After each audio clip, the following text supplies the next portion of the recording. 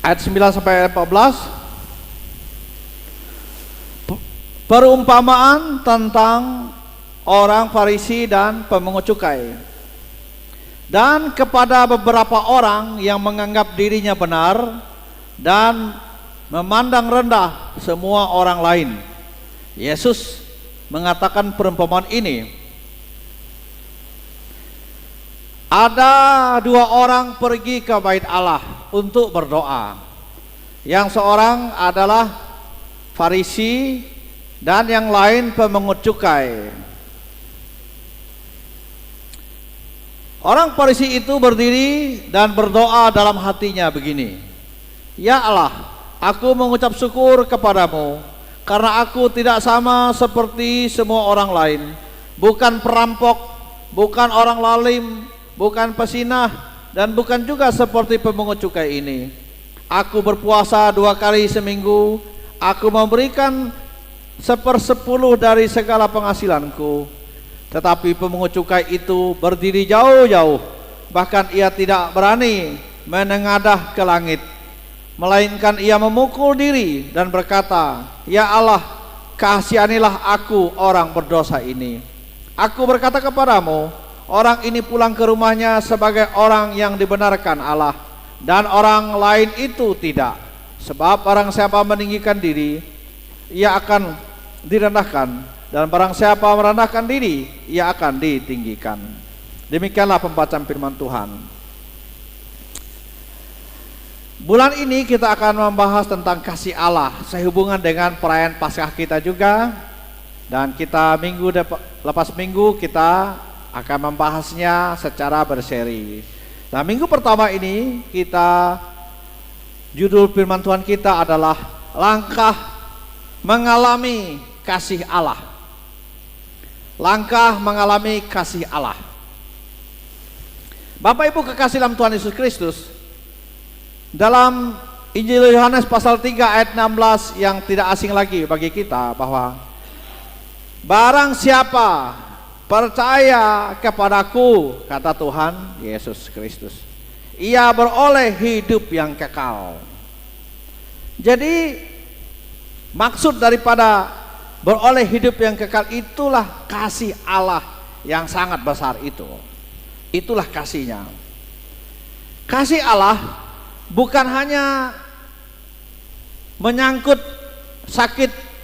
penyakit kita kemudian disembuhkan, bukan saja menyangkut kita berduka cita kemudian dihiburkan, kita miskin diberkati, kita gagal lalu kemudian berhasil.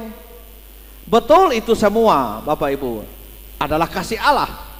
Akan tetapi kasih Allah lebih daripada itu.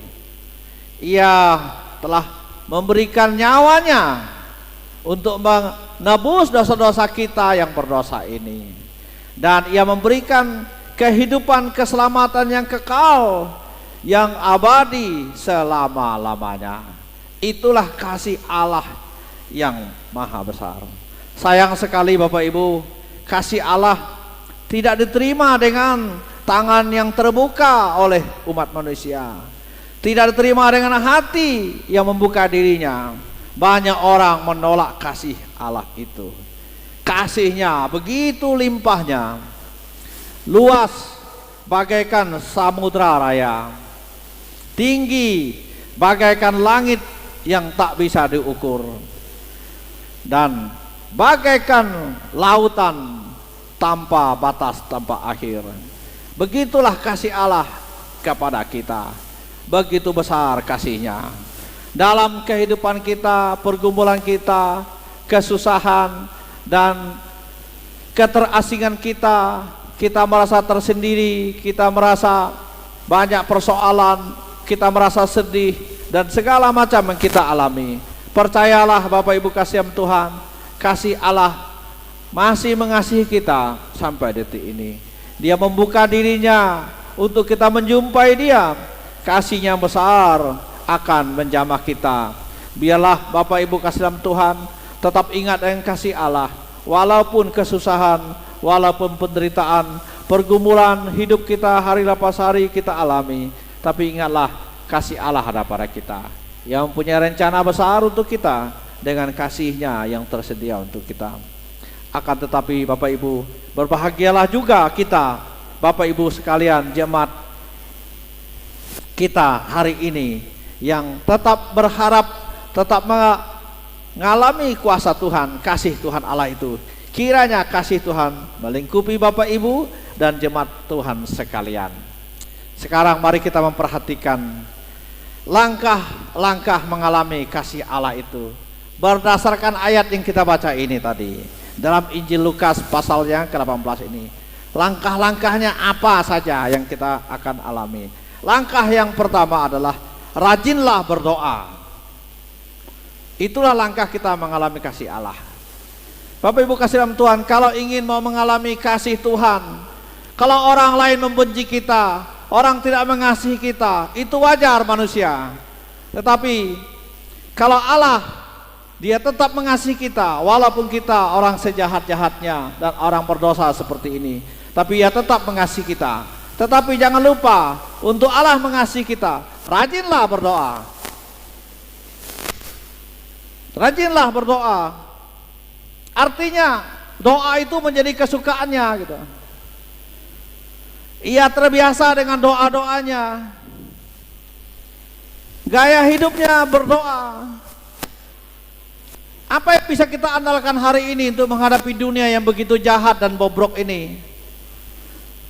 Orang semua mengandalkan kekuasaan, orang mengandalkan uang, harta bendanya. Tapi ingatlah, harta benda kekuasaan itu hanya singkat saja umurnya.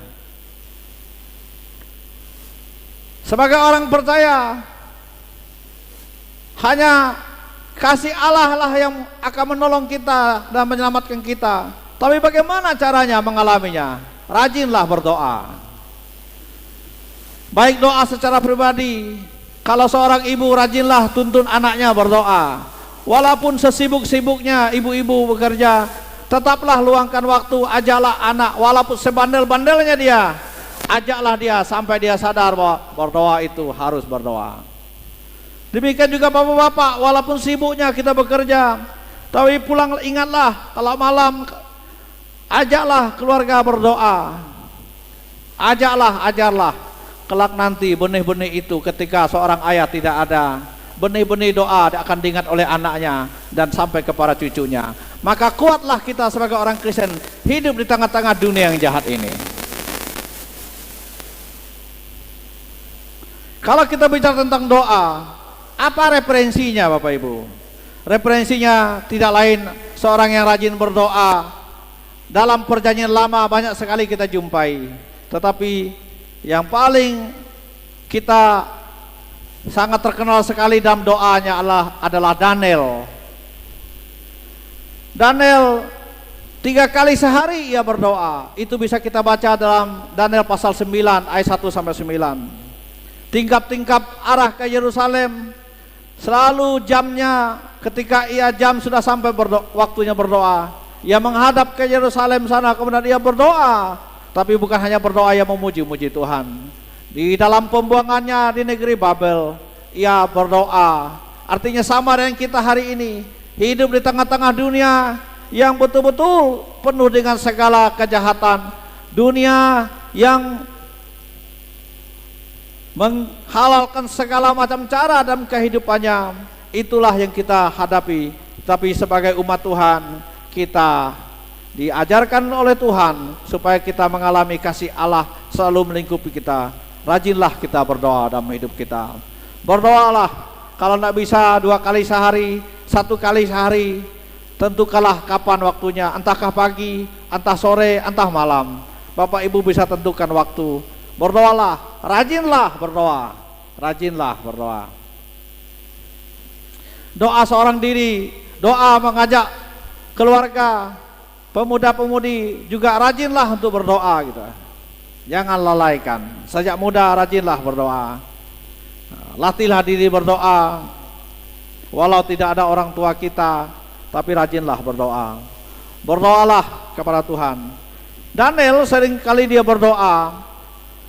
Dalam doa-doanya 3 kali sehari itu, tidak selalu dia meminta. Ada kalanya dia hanya memuji-muji Tuhan saja. Ada kalanya dia hanya bersyukur dan memuji-muji Tuhan saja. Jadi dia tidak meminta itu, tidak meminta ini. Silakan kita berdoa. Saya juga banyak meminta kepada Tuhan, karena aku orang lemah, aku orang hina Tuhan. Kalau Engkau tidak berikan kepadaku untuk melayani tengah-tengah dunia yang seperti begini, bagaimanakah kami orang yang lemah iman ini bisa menghadapi kehidupan melayani Tuhan di tengah-tengah dunia yang begitu jahat bengkok hatinya ini. Karena itu aku minta kepadamu Tuhan, berikanlah kepadaku supaya aku bisa ini, agar aku bisa cakap melayani Tuhan.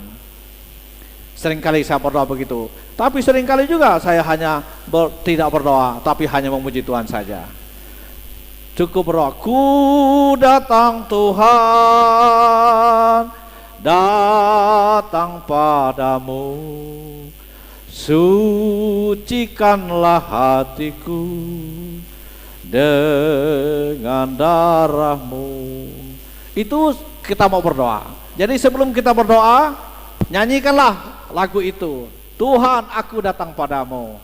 Sama dengan saudara kita sekalian, kalau kita mau datang ke rumah seseorang, pasti kita ngasih tahu, bukan? Kalau saya mau datang ke rumah Pak Nahom, saya harus kasih tahu, Pak saya mau ke rumah. Mengapa? Saya tahu, supaya saya tahu saya yang datang ke rumah, bukan orang lain. Saya tahu datang ke rumah siapa, dan orang di sana tahu siapa yang datang. Begitu. Kalau kita di dunia ini, kita mau ke tempat seseorang, ke rumah seseorang memberitahu, apalagi kita yang menghadap Tuhan. Tuhan aku datang padamu, ini aku Tuhan. Pertama, setelah itu, aku orang berdosa, sucikan aku Tuhan dengan darahmu. Setelah itu, mulailah memuji-muji Tuhan, nyanyikanlah, naikkanlah puji-pujian, terus puji-pujian. Lagu itu yang berisi puji-pujian, banyak lagu yang berisi puji-pujian, contohnya haleluya, haleluya, haleluya, haleluya, haleluya.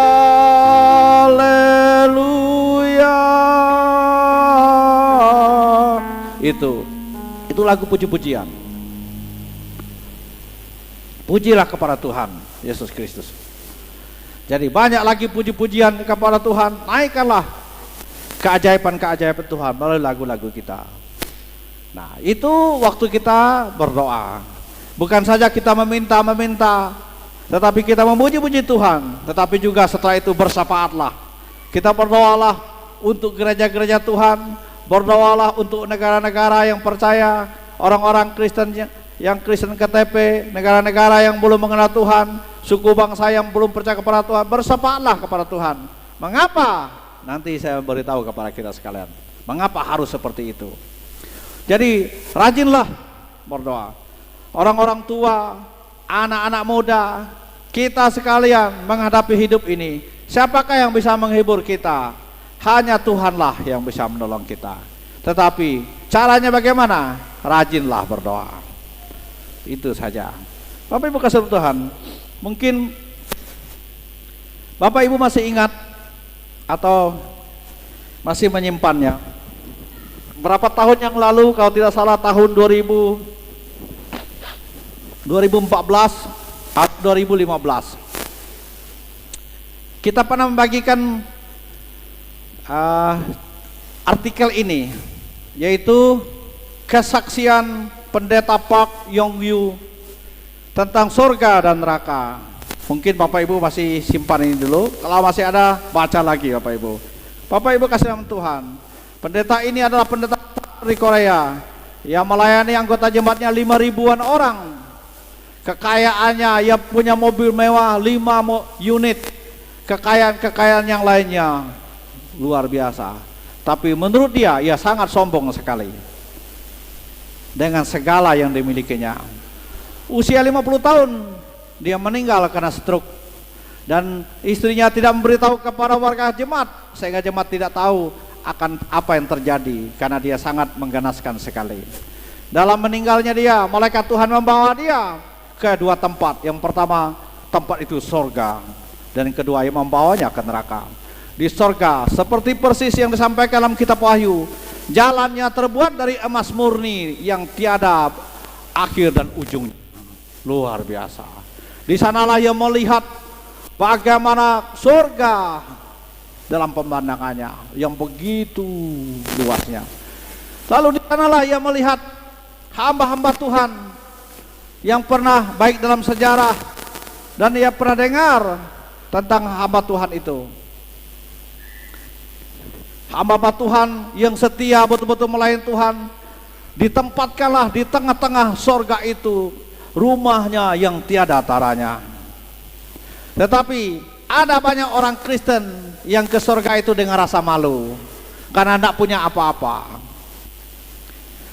Salah satunya yang ia lihat, katanya dalam tulisan ini, adalah ada beberapa tokoh yang sangat terkenal sekali.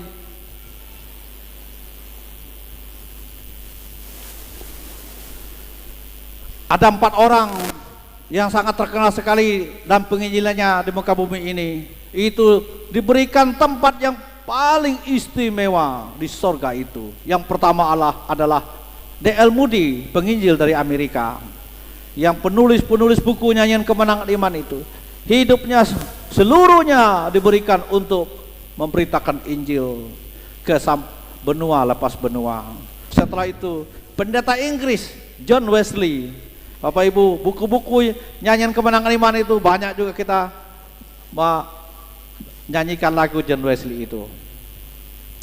Dan ada dari pendeta penginjil yang terkenal dari Korea Selatan yang bernama pendeta Choi Gun. Dia sangat terkenal, dan kemudian dia diberikan tempat rumah yang disiapkan oleh Bapak itu begitu besar dan begitu indahnya. Lalu kemudian dalam seketika ia juga dibawa, dia bertanya kepada malaikat, di manakah tempat tinggalku? Lalu malaikat itu membawa dia seketika di tempat yang jauh.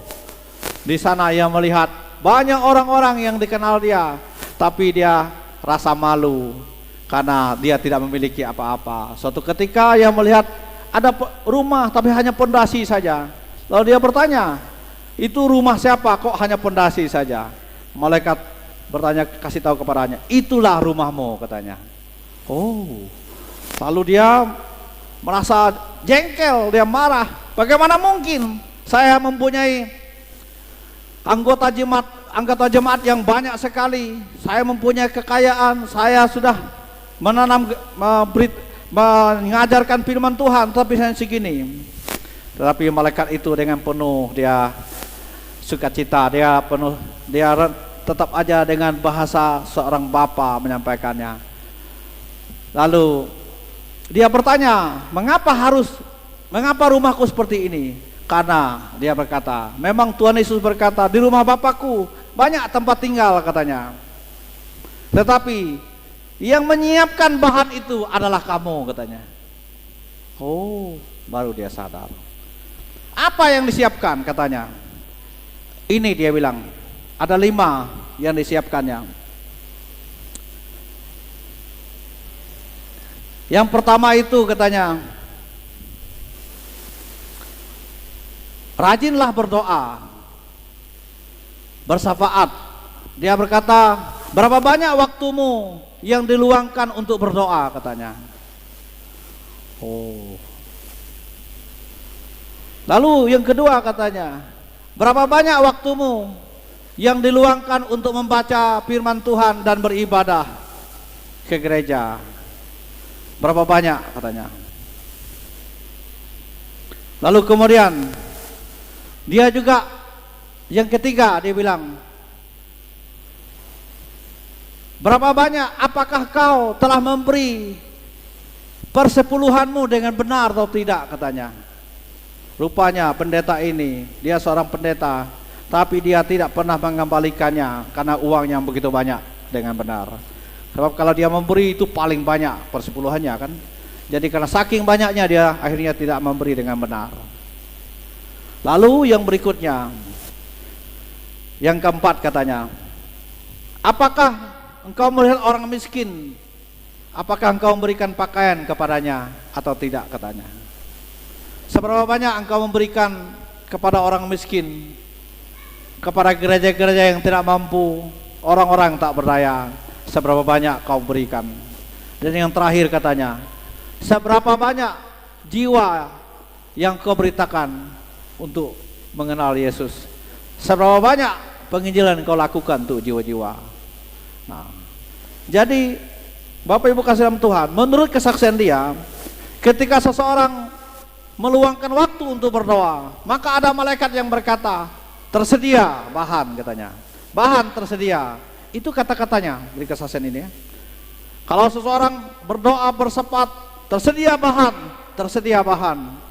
Lalu pada waktu seseorang melangkahkan kaki untuk memberitakan Injil, maka suaranya lebih tinggi lagi, tersedia bahan katanya. Tapi pada waktu orang yang diinjili itu menerima Tuhan Yesus, tepuk tangan para malaikat, bahan hampir lengkap, bahan hampir lengkap. Oh, Bapak Ibu kasih dalam Tuhan, rupanya surga itu berbicara tempat tinggal kita. Itulah sebab Yesus katakan, aku pergi ke sana menyiapkan tempat untukmu. Bapak Ibu kasih dalam Tuhan Yesus Kristus. Lalu seorang pendeta ini dia menyesal, kembalikan aku. Lalu mereka itu bilang, iya, sabarlah, hai pendeta Pak katanya. Lalu dia dibawa ke satu tempat lagi. Tempat itu gelap, gulita yang amat sangat, dan dia tidak bisa melihat apa-apa. Tetapi di tengah-tengah kegelapan itu, dia mendengar suara penuh iba, suara menjerit, tangisan yang tiada dapat kita dengar. Luar biasa penderitanya. Tetapi di tengah-tengah seperti itu ada sinar yang menyinari orang-orang dengan penuh penderitaan. Yang melihat semua orang-orang di situ tidak mempunyai pakaian, tetapi seluruh tubuhnya tidak ada satu inci pun yang tidak dihinggapi oleh serangga. Seluruh tubuhnya digigit oleh serangga, dan mereka kesakitan, kulitnya rapat dihinggap serangga. Itulah yang terjadi. Dan situ juga di tengah-tengah kegelapan itu yang melihat ada lidah orang yang punya lidah, kemudian ada lidah mereka diiris-iris seperti mengiris daging yang lembut sekali. Tapi setelah diiris muncul kembali, dan mereka menderita luar biasa kesakitan dan minta pertolongan. Itulah kisah tentang orang kaya dengan Bapak Abraham itu kan. Aku menderita katanya kan. Lalu malaikat tanya, mengapa dia diiris begitu? Karena dalam hidupnya katanya, yang pertama, dia menggunakan bibir mulutnya untuk menyakiti orang. Dia tidak menggunakan bibir mulutnya untuk memuliakan Tuhan. Dia suka membicarakan kejelekan orang lain. Sepanjang hidupnya tidak ada pertobatan katanya.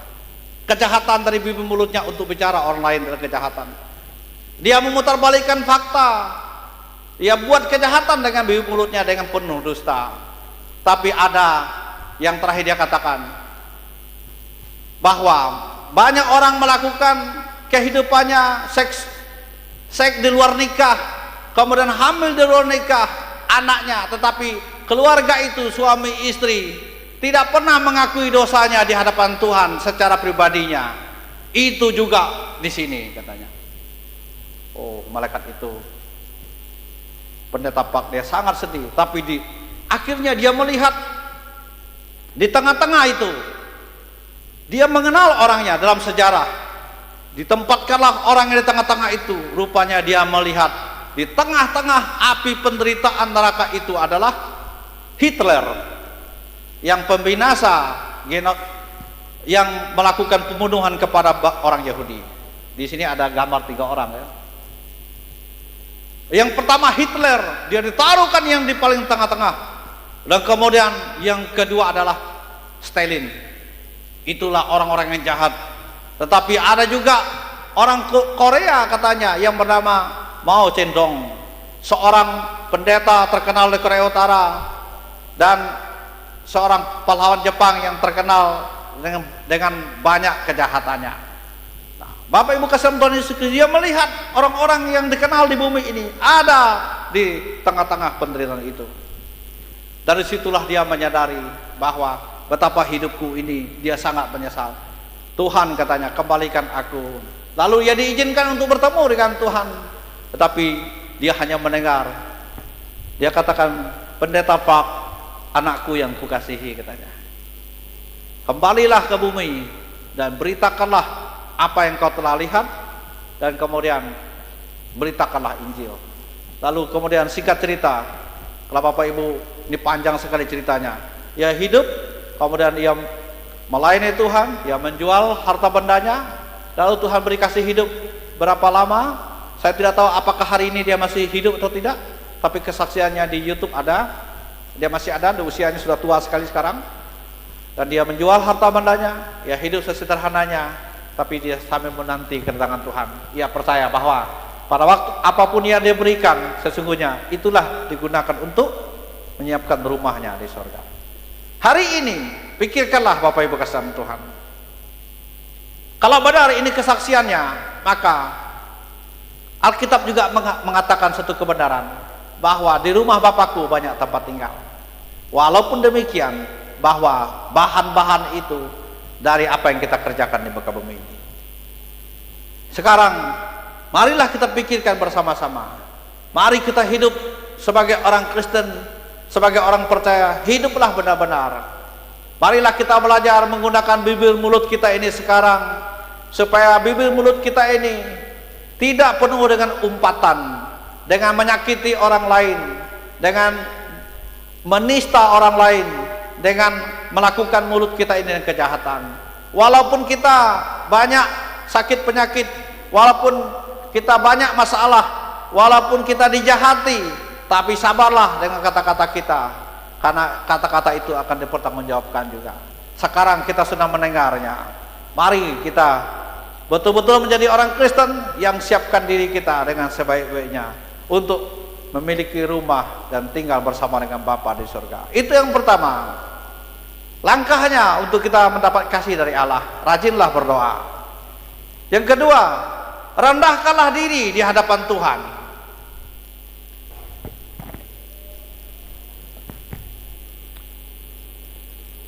Ada problem di antara perkataan yang Yesus katakan di sini, yaitu antara orang Farisi dan pemungut cukai itu. Problemnya ialah kesombongan daripada Farisi ini, sehingga ia berkata bahwa aku tidak melakukan ini, aku tidak melakukan ini. Aku berpuasa 2 kali seminggu katanya, bahkan aku memberi 1/10 dari segala penghasilanku. Aku tidak seperti orang lalim ini, tidak seperti pemungut cukai ini. Artinya ada kesombongan di situ. Tapi Tuhan melihat adalah hati yang rendah di hadapan Tuhan.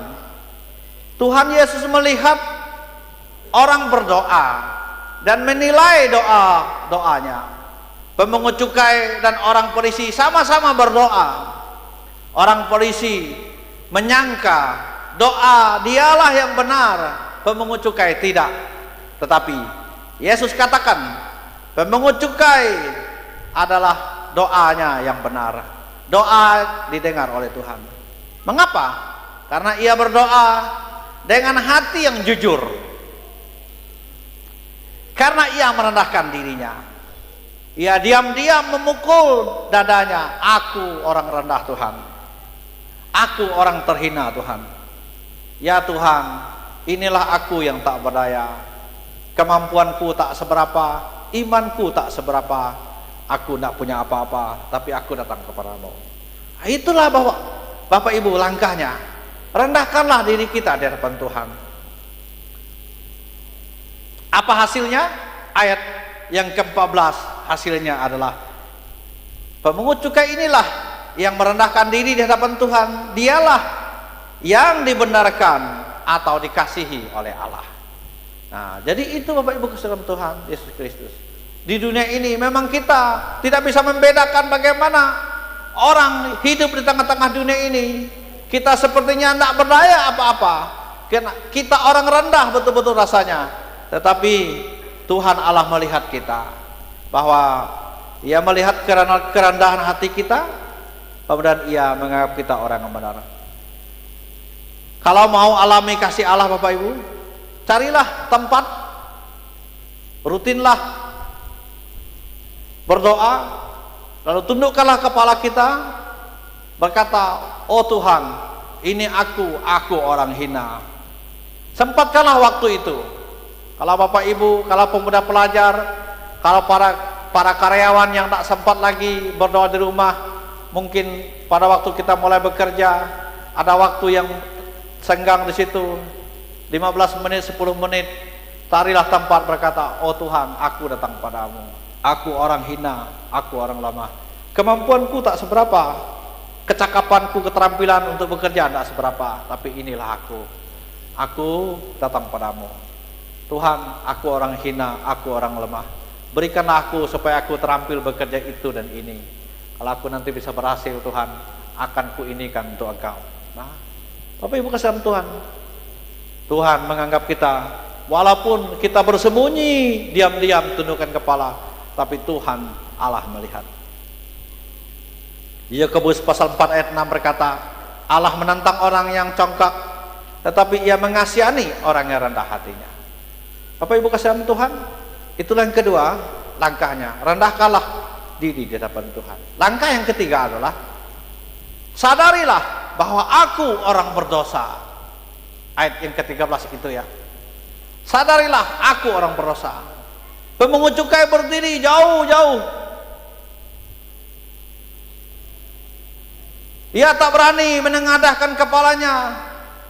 Ia berkata, ya Allah, kasihanilah aku orang berdosa ini. Jadi sadarilah Bapak Ibu. Setiap waktu kita sadar, Tuhan, aku orang berdosa. Tuhan, aku orang berdosa. Penyebab kita tidak banyak alami kasih Allah ialah karena dosa-dosa kita yang tak kita bereskan kepada Tuhan. Datanglah pribadi kepada Tuhan. Pemungut cukai ini diam-diam dia datang. Dia seorang diri, dia berkata, ya Tuhan, kasihanilah aku yang berdosa ini. Kapan dia ke gereja? Mengakui dosanya? Enggak kan? Tapi diam-diam di tempat yang tersembunyi, Tuhan, aku orang berdosa, ini aku. Jadi kita harus akui dosa. Aku orang berdosa. Dosa apa? Bibir mulut kita ini, tingkah laku kita. Yang paling banyak dosanya kita kan bibir mulut kita ini, kita menyakiti sesama kita, mengata-ngatai sesama kita. Inilah dosa yang sering kita lakukan. Kita mencuri, merampok kan tidak lagi, tapi kata-kata bibir mulut kita ini sering sekali kita gunakan. Jadi kita sudah mendengar tadi kesaksian dari pendeta Pak itu tadi, bukan? Bagaimana kehidupan orang di sana. Jadi mulut itulah yang ia saksikan sendiri, bagaimana penderitaan orang-orang di api neraka itu. Jadi Bapak Ibu kasihan Tuhan Yesus Kristus, selama hidup kita di muka bumi ini, marilah kita menyadari kehidupan kita akan seperti apa sekarang ini. Baik orang tua, pemuda-pemudi, ingatlah kalau kita sudah mendengar firman Tuhan ini, perkataan ini, mari kita jaga diri kita dengan sebaiknya. Belajarlah. Kalau pemuda-pemudi itu banyak belajar. Kalau kami yang sudah tua ini, belajarnya sudah mulai lewat, hanya melakukan saja yang belum. Tapi kalau pemuda-pemudi pasti belajar bergumul dengan kata-kata. Tapi kalau yang sudah tua, dia sudah tahu, tinggal melaksanakan iya atau tidak. Nah, ini yang kita lakukan. Jadi itu langkah yang kita lakukan untuk mendapatkan kasih dari Allah. Yang pertama, rajinlah berdoa. Yang kedua, rendahkanlah diri di hadapan Tuhan. Ketiga, sadarilah aku orang berdosa. Tuhan Yesus memberkati kita sekalian. Biarlah kita pulang, kita di rumah kita masing-masing, kita menyadari diri kita akan apa yang kita lakukan.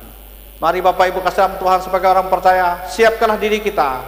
Kalau kita memang dituntut Tuhan untuk melakukannya, lakukanlah. Kasihlah, bayarlah segala persepuluhan kita dengan benar, karena itu menyangkut kalau kesaksian pendeta Pak ini tempat tinggal kita. Berilah persepuluhan dengan benar, ikutlah melaksanakan penginjilan, Kalau ada orang miskin kita jumpai, kalau dia memang miskin, betul-betul miskin karena tidak berdaya, bukan miskin gagah-gagahan karena malas. Kalau dia pemalas, mungkin kita tidak kasih. Kalau badannya tegap lalu meminta-minta, mungkin kita tidak kasih. Tapi kalau dia miskin papa, tak berdaya, kasihlah baju kepadanya, kasihlah beras kepadanya, karena ia mendapatkannya upah sesungguhnya. Waktu kita memberikan, mereka katakan tersedia bahan, tersedia bahan. Kiranya kita sudah mendengar firman Tuhan, kita dikuatkan oleh Tuhan Yesus Kristus. Bapa di sorga, kami datang kepadamu, kami hidup di tengah-tengah dunia ini. Oh Tuhan, kami orang hina dina, kami tidak berdaya, kami orang berdosa. Oh Tuhan, tuntunlah kami supaya hari lepas hari kami bisa ikut Tuhan dengan baik. Kami bisa mendapatkan kasih Tuhan di tengah-tengah dunia yang begitu jahat ini. Kuatkanlah kami Tuhan, dalam nama Yesus Kristus aku berdoa kepada Engkau, amin.